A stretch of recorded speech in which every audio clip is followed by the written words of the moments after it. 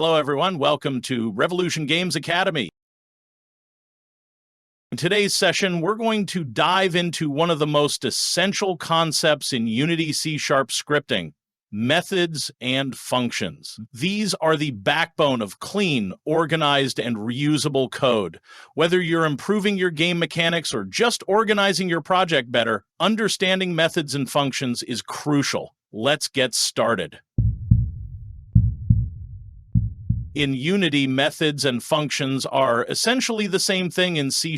They are blocks of code designed to perform specific tasks. These blocks are part of a class and can be called at any time to execute their respective tasks. They allow us to organize our code in a modular way, making it easier to maintain and reuse.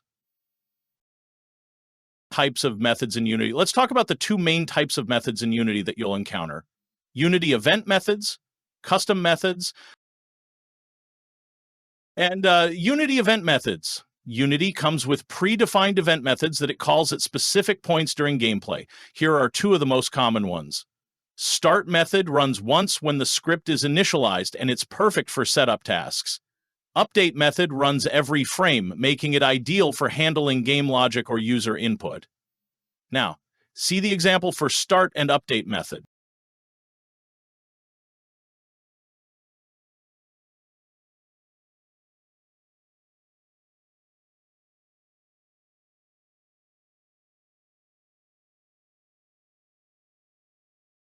In this example, the start method is automatically called when the script starts, perfect for initialization. The update method runs every frame, often used for continuous actions. Next, custom methods. It performs specific tasks. Custom methods help keep your code clean and reusable. Now see the example for custom methods.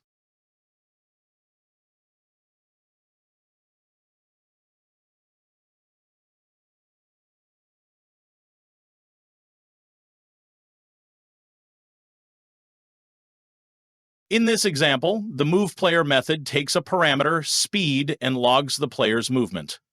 This method is reusable, which makes your code more efficient by avoiding repetition. Next, void methods. A void method performs an action but doesn't return any value. It's used for tasks that don't need a result.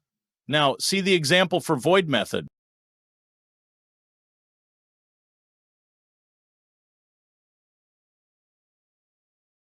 In this example, the jump method logs a message when the player jumps. Since no result needs to be returned, we define it as void. Next, methods with return values. Some methods return a value which can be used later in your code. These are useful for calculations or other processes where you need a result. Now see the example for methods with return value.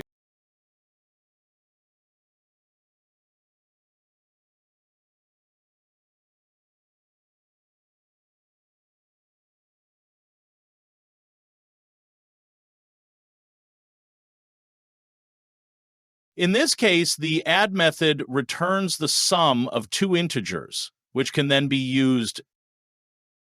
Next, methods with parameters. Methods can take parameters, allowing you to pass data into them for processing. Now see the example for methods with parameters.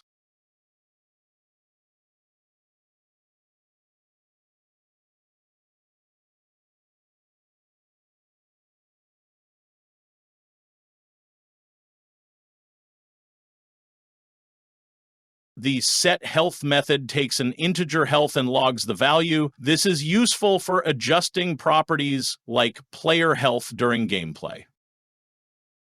Now that you understand the basics of methods and functions, you're ready to write more modular, reusable, and maintainable code in Unity. Start experimenting with Unity's event methods and your own custom methods to streamline your code and make your games more efficient. Thank you for watching.